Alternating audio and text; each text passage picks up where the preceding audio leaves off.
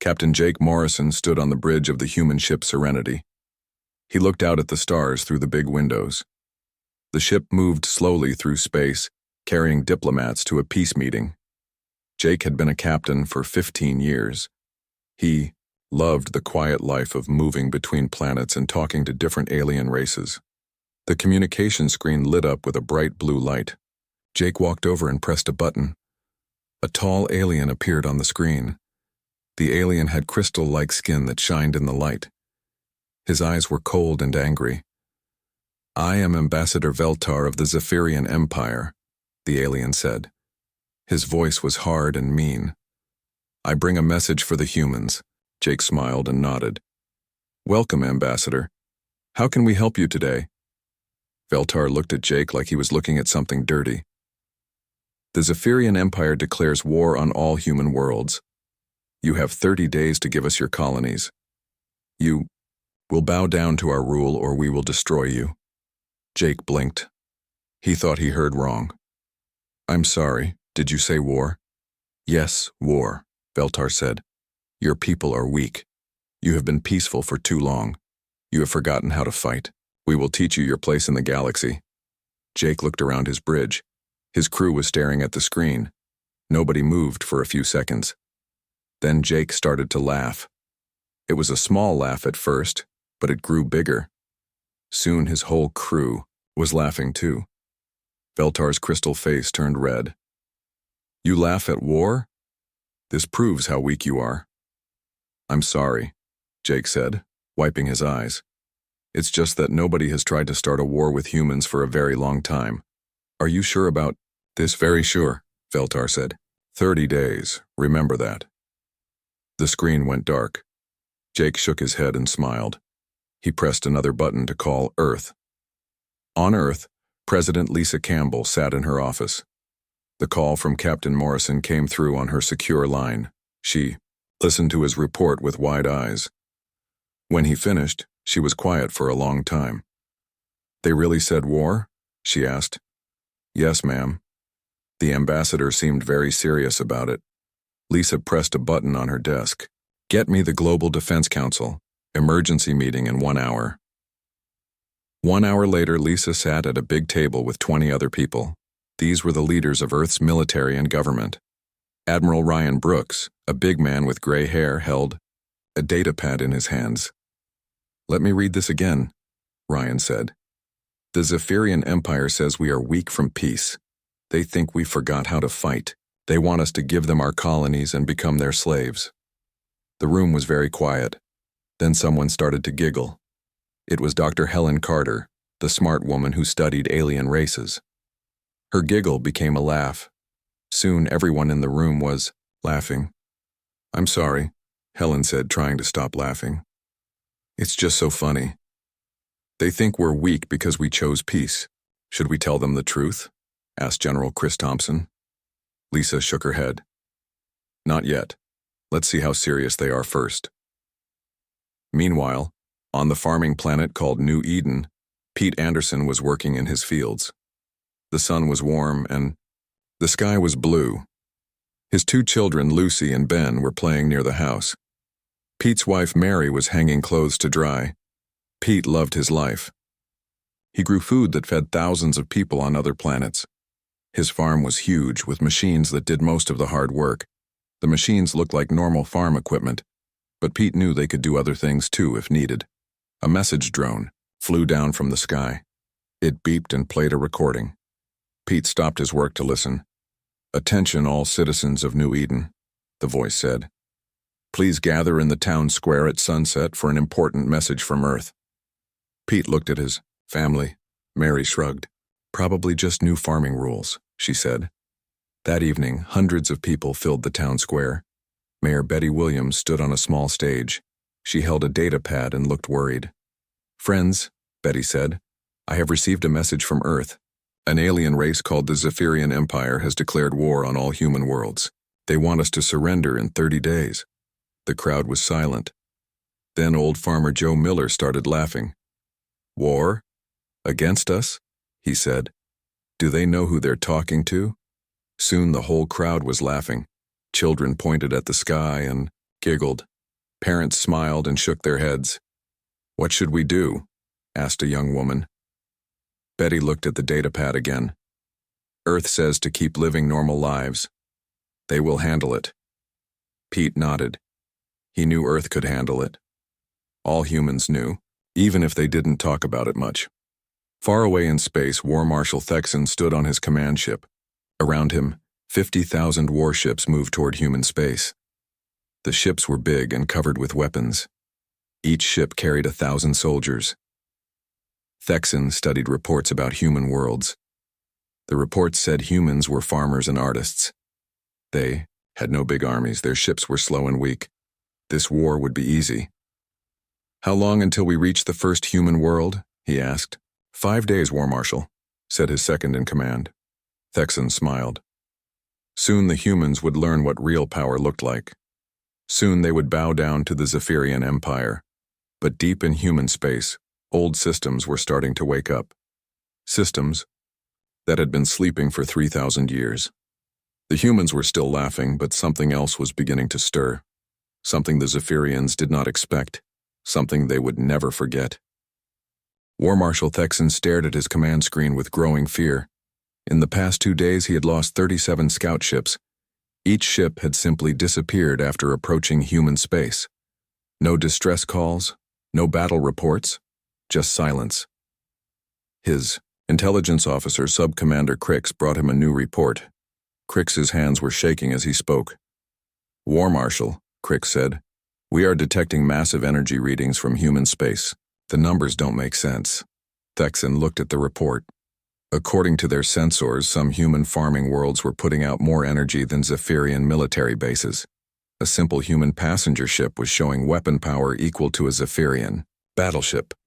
"These readings must be wrong," Thexan said. "Check the sensors again." "We have checked them 5 times, War Marshal.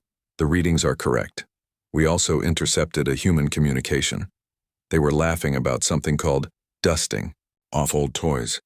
Thexan felt cold. What kind of toys could make energy readings like this? On the research station orbiting Jupiter, Dr. Alex Martinez was having the best day of his career. For 15 years he had been the station manager, studying the giant planet and its moons. But today, he was remembering his real job. The station was much bigger than it looked. Hidden sections were opening for the first time in 3,000 years. Alex walked through corridors filled with machines that most humans had forgotten existed. "Dr. Martinez," called his assistant, Jenny Foster.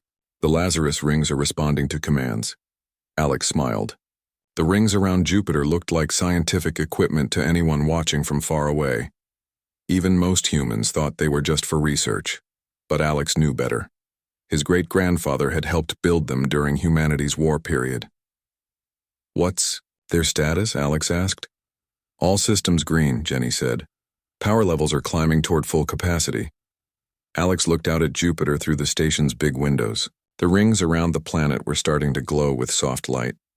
They looked beautiful and peaceful. But Alex knew they could crack open planets or move entire stars if needed. "Let's hope we don't need to use them," he said. "But it's good to know they still work." On his command ship, Captain Jake Morrison was talking to the Zephyrian ambassador again. Veltar appeared on the screen, but he looked different now, less confident, more worried. "Captain Morrison," Veltar said, "we have lost contact with many of our scout ships. What is happening to them?" Jake looked sad. "I tried to warn you, Ambassador. Humans really don't like fighting, but when we have to fight, we're very good at it." "Impossible," Veltar said. "Our intelligence reports show that humans have been peaceful for thousands of years. You have no military experience." Jake laughed softly. "We've been peaceful by choice, not because we forgot how to fight. Let me show you something." Jake pressed some buttons on his control panel. The screen split in half. On one side was Veltar's worried face. On the other side was a history lesson. The screen showed pictures from human space during the War of Tears. Massive fleets of ships that blocked out stars. Weapons that could destroy solar systems. Battles that lasted for years and left entire regions of space empty. This was us 3,000 years ago, Jake said. We were very good at war. Too good. We decided to stop because we were afraid of what we might do to the galaxy. Veltar stared at the pictures. These are human ships? Yes, Jake said. And the ones we have now are much better. Jake pressed another button. The screen now showed current human space. Thousands of lights were turning on across dozens of worlds. Each light was bigger and brighter than anything the Zephyrians had ever seen. We never stopped making better weapons, Jake said. We just stopped using them. Until now. On the colony world of New Eden, Mayor Betty Williams was reading reports from Earth. The report said that all human worlds should prepare their defense systems. Betty smiled as she read the list of things to turn on. She walked to the town hall and opened a door that had been locked for decades. Behind the door was a room full of control panels and screens. The room looked like it belonged on a warship, not in a farming town. Betty pressed some buttons. Across New Eden, the farming equipment began to change. Tractors grew armor plating. Harvesting machines sprouted weapon barrels. The irrigation systems that watered the crops revealed themselves as defensive barriers that could stop spaceship attacks. Pete Anderson watched from his front porch as his peaceful farming world turned into a fortress. His children Ben and Lucy stood beside him, not scared but excited. Dad, Lucy said, our corn planter has missiles on it now. Pete nodded. Sometimes you need to protect your corn from birds, he said. Those are some pretty big birds, Ben said, pointing at the missiles. Very big birds. Pete agreed. In the space near Earth's moon, something was happening that would have terrified the Zephyrians if they had seen it. Old ships were coming out of hiding places. Ships that had been disguised as asteroids or hidden in moon bases were revealing themselves. The passenger liner Tranquility was flying tourists to see pretty nebulae when it got new orders. Captain Julia Hayes made an announcement to her passengers. Ladies and gentlemen, Julia said over the intercom, we're going to have a small delay in our vacation plans. Please remain calm while we make some adjustments to the ship. The passengers looked out the windows and gasped. The Tranquility was changing shape. The pretty white hull was becoming dark gray armor. Weapon ports were opening all along the sides. The luxury cruise ship was becoming a warship that could destroy moons. Don't worry, Julia announced. We'll still see the nebulae. We just might need to blow up some aliens first. The passengers cheered. Many of them were old enough to remember stories about the War of Tears. They knew this day might come someday. Back on Earth, President Lisa Campbell was meeting with leaders from other alien races. The Vrex Confederacy and the Stellar Coalition had both sent ambassadors to Earth. The Vrex ambassador, an old turtle-like creature named Elder Quinn, spoke first. President Campbell, we have heard about the Zephyrian declaration of war. We will not help them. We appreciate that, Lisa said. But may I ask why? Elder Quinn's old eyes looked very tired. Because we are old enough to remember the last time someone made humans angry. The Skorath Empire tried to enslave human colonies 8,000 years ago. What happened to them? Asked the Coalition ambassador. They don't exist anymore, Elder Quinn said simply. The humans didn't just defeat them. They removed them from the galaxy completely. No planets, no ships, no records, nothing. The Coalition ambassador, a bird-like creature named High Singer Zal, fluffed her feathers nervously. We had heard rumors, but we thought they were just stories. Not stories, Elder Quinn said. History. The humans tried to bring the Skorath back afterward, but their technology was too advanced. Once something is unmade by human weapons, it stays unmade. Lisa looked uncomfortable. We prefer not to talk about that period of our history. Of course you don't, Elder Quinn said. Because you learned from it. You chose to be gardeners instead of destroyers. But the power is still there, isn't it? Lisa nodded slowly. Yes. The power is still there. Meanwhile, the Zephyrian advance fleet had finally reached the edge of human space. They found what looked like simple navigation beacons floating in the darkness. Commander Jeksun, leading the advanced ships, ordered his fleet to destroy the beacons.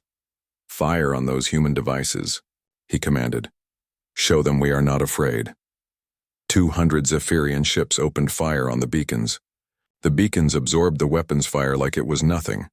Then they started to glow. "Commander," his sensor officer said, "those aren't navigation beacons." The beacons opened up like flowers. Inside each one was a weapon system more powerful than the Zephyrian fleet's main guns. The beacons fired once each. In 30 seconds, the entire Zephyrian advance fleet was gone. 200 ships, 10,000 soldiers, all turned to space dust by weapons that the humans had forgotten were even there. The only message sent back to the main Zephyrian fleet was from the beacons themselves. "Warning. You have entered human space without permission. Please turn around now.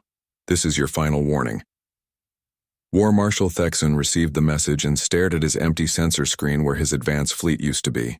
For the first time since the war began, he wondered if the Zephyrians had made a terrible mistake. But it was too late to turn back now. His main fleet was already committed to the attack. All he could do was hope that humans weren't as dangerous as they were starting to seem. Deep in human space, the sleeping giant was fully awake now. The luxury passenger ship Tranquility was supposed to be taking 300 tourists to see the Rainbow Nebula. The tourists had paid good money to relax and look at pretty colors in space. But Captain Julia Hayes had just received new orders from Earth. "Attention passengers," Julia announced over the ship's speakers. "We're going to have a small change in our travel plans. Please stay calm while we make some adjustments." The passengers looked out their windows and watched their vacation ship transform. The white hull became dark gray metal. Weapon ports opened along the sides. The swimming pool drained and became a missile launcher. The fancy dining room's floor slid away to reveal a command center. An old man named Frank Cooper walked up to Julia. He was wearing a flowered shirt and carrying a drink with a little umbrella in it. "Captain," Frank said, "is that a planet killer cannon where the gift shop used to be?" Julia looked where Frank was pointing. A massive weapon had emerged from what had been the souvenir store. "Yes, that's a planet killer cannon." "Cool," Frank said and went back to his drink. The tourists were not scared. Many of them were old enough to remember the stories about human history. They knew this day might come. Some of them even brought out cameras to take pictures. Meanwhile, on Earth, Admiral Ryan Brooks was coordinating the mobilization from a command center hidden beneath Yellowstone Park. For 3,000 years, tourists had come to see the geysers and wildlife. They never knew they were walking over humanity's most advanced military base. The command center was enormous. It stretched for miles underground and was filled with computers that could think faster than most alien races. Maps showed human ships appearing all over the galaxy. Ships that had been hiding as cargo vessels, research stations, and even garbage collectors were revealing their true nature. "Status report," Ryan said to his aide, Lieutenant Sarah Beck. "All hidden fleets are active." "Admiral," Sarah said, "the 3rd Research Fleet has dropped their disguises. The garbage collection squadron is armed and ready. Even the school field trip division is combat ready." Ryan smiled. "The school field trip division?" "Yes, sir. Those ships that take children to educational museums? They're actually mobile fortresses. The kids love the real space battles more than the fake ones anyway." In the industrial city of New Pittsburgh, factory supervisor Kevin Miller was having the best day of his working life. For 20 years, he had managed factories that made farming equipment and household goods. The work was boring but steady. But today, everything was different. Kevin had received new production orders from Earth Command. The factories were now making their real products for the first time in decades. "Johnson," Kevin called to his floor manager, "how's the conversion going?" "Great, boss," Johnson replied. "The dishwasher assembly line is now making plasma rifles. The lawnmower factory is producing hover tanks, and the children's toy department is making those little scout drones that can blow up spaceships." Kevin nodded with satisfaction. "What about the workers? Are they handling the change okay?" "Are you kidding?" Johnson laughed. "They're thrilled. Turner from the kitchen appliance section just told me he's been waiting 30 years to build real weapons. Again. His grandfather was a weapons engineer during the War of Tears. Across the factory floor, workers were singing old songs while they built instruments of war. The machines hummed with purpose as they created devices that could reshape the galaxy. On, The mining world of Rockford. The big digging machines had found the special metals they were looking for. Metals that had been left untouched for 3,000 years. Metals that were only used for building the most powerful weapons in human history. Mine foreman Bill Davis watched as the extractors brought up tons of gleaming ore. This ore could make armor that would stop any weapon the Zephyrians had. It could make bullets that would punch through solid planets. "How much do we have?" Bill asked his assistant. "Enough to build 1,000 fleets," the assistant replied. "Maybe more. The humans who hid this stuff really planned ahead." Bill nodded. The humans of the past had been very smart. They knew that someday humanity might need to fight again. So they had prepared for that day and hidden the preparations so well that even most humans forgot about them. The Zephyrian Empire was starting to panic. War Marshal Thexan had called an emergency meeting with his allies. Representatives from 6 different alien races joined the meeting by hologram. "Friends," Thexan said, "the humans are proving more difficult than expected. We need your help to defeat them." The first to respond was General Vex of the Cretoni Union. "We cannot help you," Vex said. "Our historians have found old records about humans. We will not anger them." "What records?" Thexan demanded. "Records of the Devourers," Vex said quietly. "An ancient race that tried to eat all life in the galaxy. The humans stopped them. Not defeated them. Stopped them. The Devourers no longer exist in any form. Even their home dimension was sealed off." Ambassador Kell of the Helix Federation spoke next. "We also decline to help. Our oldest stories tell of humans who could reach through space and time to destroy enemies. We will not test whether those stories are true." One by one, every alien race refused to help the Zephyrians. They had all found old records, ancient warnings, half-remembered stories about what humans could do when they stopped being peaceful. Thexan was alone with his war against humanity. On the research station near Jupiter, Dr. Alex Martinez was watching the Lazarus rings charge to full power. The rings were beautiful, like jewelry around the giant planet, but Alex knew they were much more than that. Dr. Martinez called his assistant Jenny. "We're getting readings from the rings that don't make sense." "What kind of readings?" Alex asked. "They're not just charged," Jenny said. "They're evolving. The rings are improving themselves, adding new capabilities that weren't in the original design." Alex nodded. This was expected. Human technology from the war period was designed to grow and learn. The longer it stayed active, the more powerful it became. "Any word from Earth on whether we'll need to use them?" Alex asked.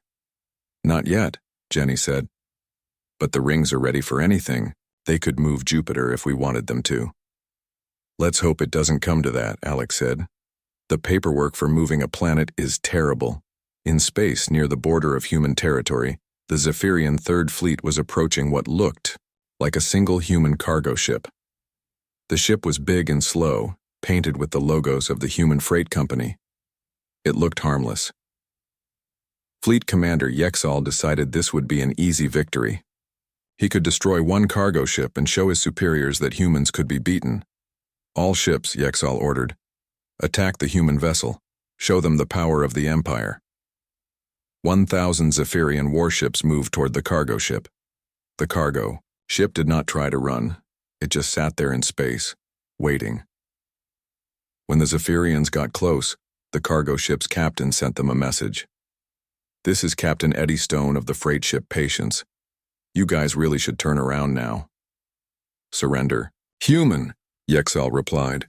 "You are outnumbered 1,000 to 1. "Yeah," Captain Stone said, "but I'm not really a cargo ship." The Patience began to change. The cargo containers fell away, revealing that they had been covering weapons. Huge weapons.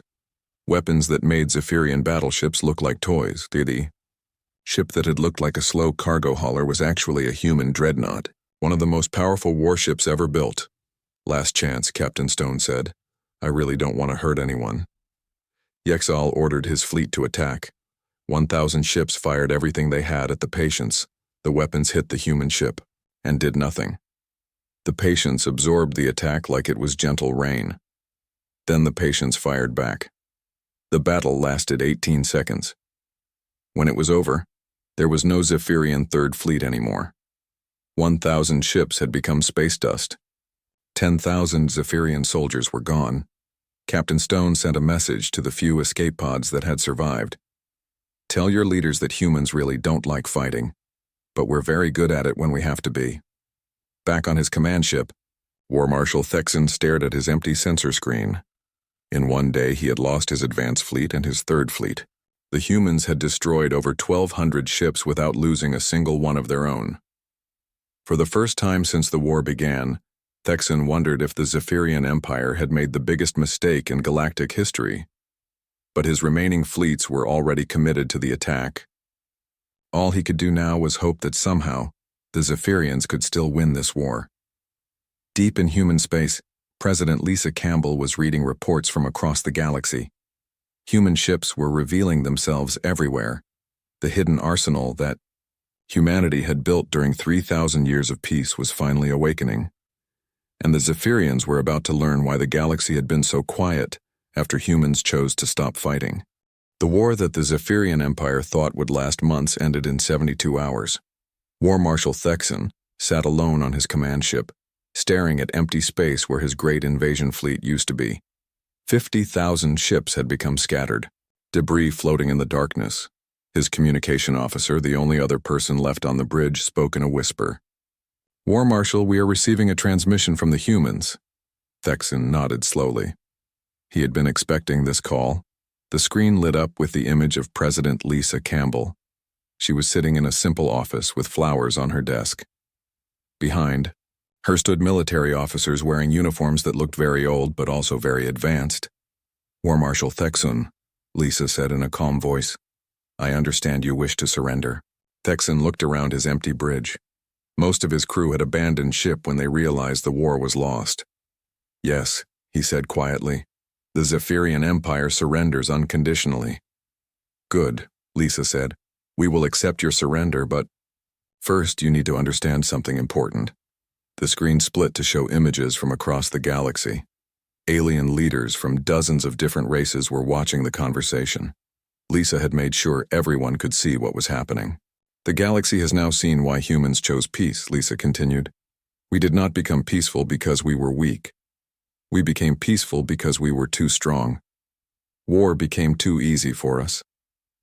Thexan stared at the images of his destroyed fleets. How many ships did you lose? None, Lisa said simply. We did not lose a single ship or person. Your entire invasion force was destroyed by automated defenses and patrol vessels. We never even called up our main military. The alien leaders, watching the broadcast, made worried sounds. If this was just human patrol ships and old defenses, what could their real military do? The war is over, Lisa announced to the galaxy. The Zephyrian Empire will withdraw from all human territory. They will pay for the cleanup of their destroyed ships, and they will agree never to threaten any species again. We agree, Thexan said quickly. Whatever you want, we agree. Lisa smiled. What we want is to go back to growing crops and making art. But the galaxy has seen our real nature now. That cannot be undone. On the agricultural world of New Eden, Pete Anderson was back in his fields. His children Ben and Lucy were playing nearby while he worked. But things were different now. The farming equipment still had its weapon attachments, visible. The peaceful farm looked like a military base disguised as a garden. Dad? Lucy asked. Are the aliens going to come back? Pete looked at his daughter and smiled. No, sweetheart. I don't think anyone will bother us for a very long time. Mayor, Betty Williams walked over from the town center. She had just finished turning off the town's defense systems. The weapons were hidden again, but everyone knew they were there. How are the fields, Pete? Betty asked. Growing well, Pete replied. The corn should be ready for harvest next month, same as always. But it wasn't the same as always, and they all knew it. The galaxy had changed. Humanity's secret was out. On Earth, Admiral Nancy Price was overseeing the shutdown of the awakened military systems. The old weapons were going back to sleep, but they would never be forgotten again. How long until everything is hidden again? asked General Chris Thompson. About a week, Nancy replied. But it doesn't matter. Every alien race in the galaxy now knows what we can do. The secret is out. Chris nodded. Is that a good thing or a bad thing? Nancy looked out the window at children playing in a park. I think it's a good thing. Now we can choose peace because we want to, not because others think we have to. The passenger ship Tranquility had returned to its cruise schedule. Captain Julia Hayes was once again taking tourists to see the Rainbow Nebula. The ship looked like a normal cruise liner again, but the passengers knew what was hidden beneath the pretty white hull. Frank Cooper, the old man with the flowered shirt, approached Julia as she stood on the observation deck. Captain, Frank said, that was quite an adventure. Will we get to see any more space battles? Julia smiled. I hope not, Frank. But if we do, at least you'll have the best seats in the house. Frank raised his drink with the little umbrella in it. Here's to peaceful vacations and overwhelming firepower. I'll drink to that, Julia agreed. In the command center beneath Yellowstone Park, President Lisa Campbell was meeting with ambassadors from across the galaxy. Representatives from 50 different alien races had come to Earth to sign new treaties. Elder Quinn of the Vrex Confederacy spoke first. President Campbell, the galaxy wishes to establish new agreements with humanity. We want to ensure that this display never needs to happen again. Lisa nodded. We want the same thing. Humans prefer to create rather than destroy, but we will protect ourselves and our friends if necessary. What do you need from us? Asked High Singer Zal of the Coalition. Respect, Lisa said simply. Respect for our choice to be peaceful. Respect for our territory. And respect for other species who cannot defend themselves. The ambassadors agreed quickly. None of them wanted to see what would happen if humans got really angry. Over the next few months, new laws were created across the galaxy. Laws that protected peaceful species from aggressive ones. Laws that made starting wars much harder. Laws that kept the galaxy safe from the kind of mistake the Zephyrians had made. 1 year later, Ambassador Veltar visited Earth as part of a cultural exchange program. The same alien who had declared war on humanity was now walking through human cities trying to understand the species that had defeated his empire so completely. Veltar stopped at a park where human children were playing. He watched them laugh and run around completely unaware of the terrible power their species possessed. A little girl with pigtails ran up to him. Are you an alien? The girl asked. Yes, Veltar replied. I am from the Zephyrian Empire. Cool, the girl said. Do you want to play tag? Veltar looked confused. Tag? It's a game, the girl explained. One person chases the others, and whoever gets caught becomes the chaser. Veltar thought about this. A year ago he had tried to chase humans across the galaxy. Now a human child was inviting him to play the same game, but for fun instead of conquest. Yes, Veltar said. I would like to play tag. As he ran around the park with human children, Veltar finally understood what Captain Morrison had tried to tell him. Humans were dangerous not because they were violent, but because they chose to be gentle. They had all the power in the galaxy, but they used it to protect rather than conquer. That evening, Veltar sent a message back to his home world. The message was simple but important. Humans are not our enemies. They are the galaxy's guardians. We are safe because they choose to keep us safe. Across human space, life returned to normal. Farmers grew crops. Artists made beautiful things and children played in parks. But everyone knew that beneath the peaceful surface, the sleeping giant was still there, ready to wake up if anyone threatened the peace again. The galaxy was quiet now. Not because humans were weak, but because everyone understood what would happen if they made humans angry. And in that understanding, there was peace. The war was over. The real war had never even begun. And hopefully, it never would.